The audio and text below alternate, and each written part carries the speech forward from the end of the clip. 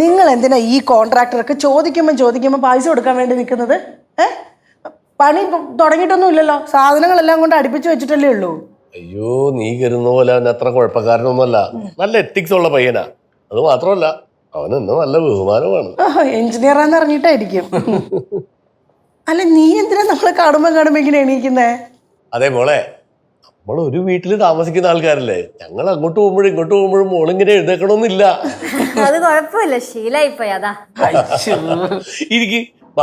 അച്ഛനും വരി.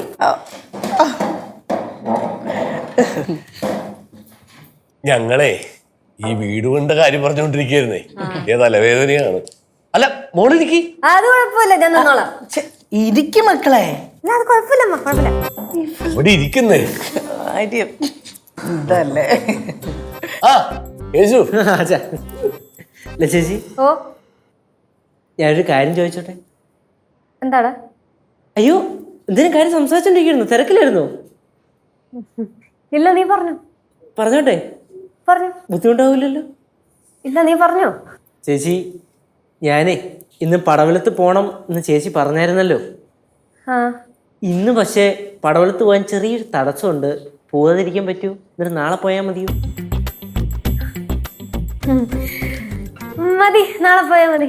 അല്ല, ചേച്ചി പറയുകയാണെങ്കിൽ വേണമെങ്കിൽ ഇന്ന് തന്നെ പോകാം, കുഴപ്പമൊന്നുമില്ല. ചേച്ചി പറയും പോലെ. ഇല്ല, കുഴപ്പമില്ല, ഇന്ന് മഴയൊക്കെ ആണല്ലോ, നാളെ പോയാ മതി. നാളെ പോവല്ലേ? ശരി ചേച്ചി, താങ്ക് യു.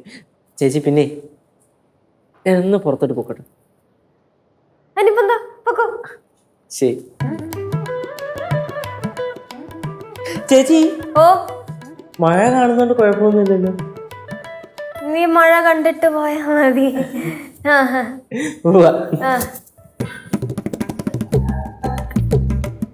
ഈ കേശുവൊക്കെ വളർന്നൊരു മുട്ടക്കാട്ടം പയ്യനായെങ്കിലും ഇപ്പോഴും ലച്ചുവിനോട് അനുവാദം ചോദിച്ചിട്ടേ പുറത്തേക്ക് ഇറങ്ങുള്ളൂ.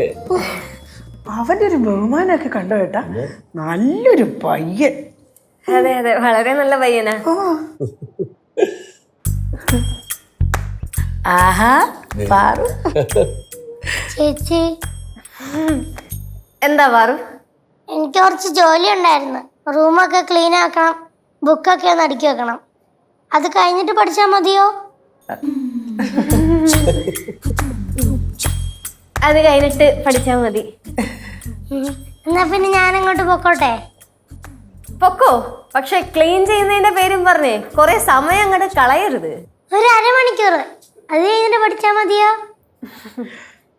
മതി, അത് കഴിഞ്ഞിട്ട് പഠിച്ചാ മതി. നന്ദി. എന്താ